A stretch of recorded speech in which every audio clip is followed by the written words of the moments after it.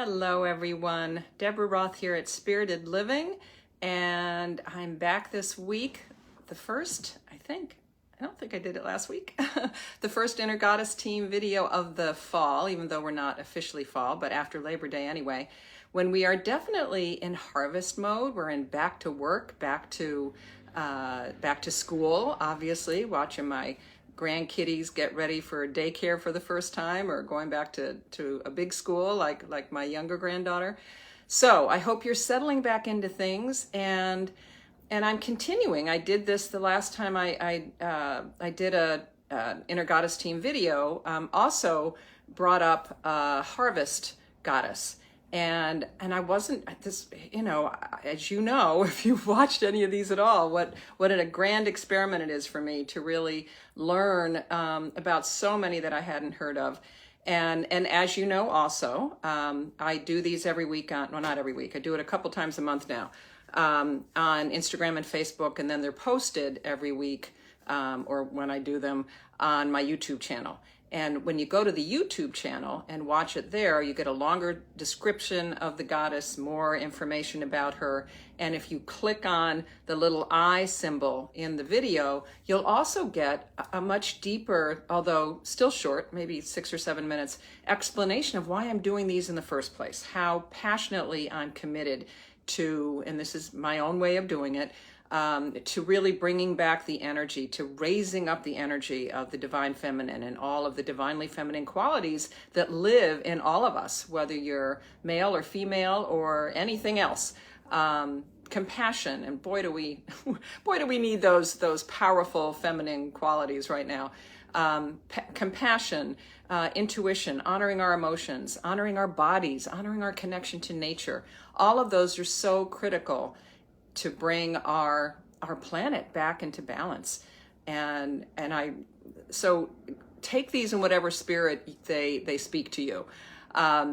So this week we are looking at, as I said, a harvest goddess from the Etruscan pre-Roman times, really. In fact, she was considered to be a predecessor or precursor to the Roman grain goddess Ceres. Her name, the name of the Etruscan goddess, is Cel, C-E-L. Some places she was spelled Cels with an S. And I couldn't find any images or even statues of her. I think because she was so clearly, taken over by Ceres and later grain or earth goddesses. But she is an earth goddess. In fact, her name, just like the Slavic goddess that I highlighted a couple weeks ago, her name, Cel, means earth, ground, or soil, and it comes from the Etruscan root kel or kill, which means to grow.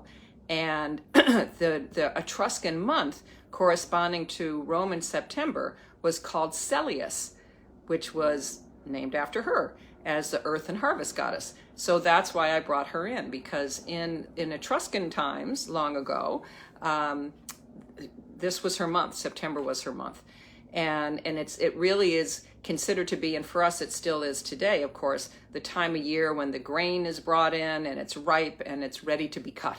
So that gives you a clue of her energy and how you can bring her into your life in a tangible, practical way.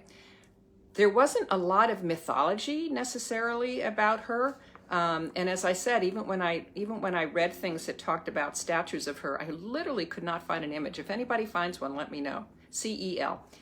And she's also connected, as apparently so many of the earth goddesses were, with the underworld and with divination and augury, as they called it, which was divination with the earth, using earth-based connections. Her son was an Etruscan giant who's typically identified as Hercules. And she was worshipped. I'm going to read some of this because some of this is really interesting, very specific. Most of you know, I suspect, that I have led women's circles for the last 28 years or something, continue to do them online. And I have lots of connection with creating ritual. That's what my master's thesis was about. I'm an expert in how to create earth-centered ritual. And I'll describe to you one of the rituals that's associated with her that was fascinating. She was an interpreter of omens, and the Etruscans were apparently very well known for their working knowledge of divination and augury, working with the earth. And they divided, one of the things that they did is they divided the sky into 4 regions, very much like, I don't think they labeled them with the four directions or the 4 elements they may not have, but they definitely, they did them, on a north-south line that they called cardo, and then they did it on an east-west line, so they intersected like so, that was called decumanus. And the cardo axis was connected with a goddess called Cardea, and the decumanus axis was inherited into this Roman ritual where they used it to establish new towns in this very proper and auspicious way. And in this kind of divination, the diviner, the person who was creating this ritual and looking to do some divination, would stand in a sacred place and imagine themselves crossing of these lines, what I have always called the elemental cross. And they would face south. I'm just going to read this so I get it all because it's so interesting. They would face south and observe in which region of the sky the portents, which are the birds flying or lightning strikes, whatever they were looking at to help them with their earth divination, where these things were coming up, the birds or lightning or whatever were located.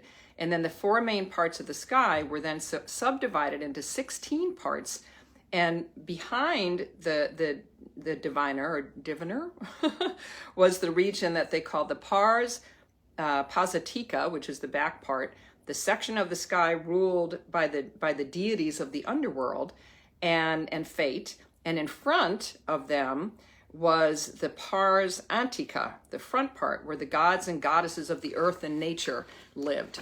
So it was very specific in the way that it was set up in order to be able to do this particular kind of earth divination.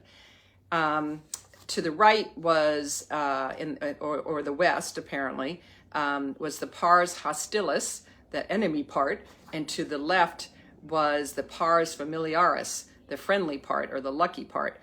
And it was said, interestingly enough, that Cel ruled over one of those parts of the sky.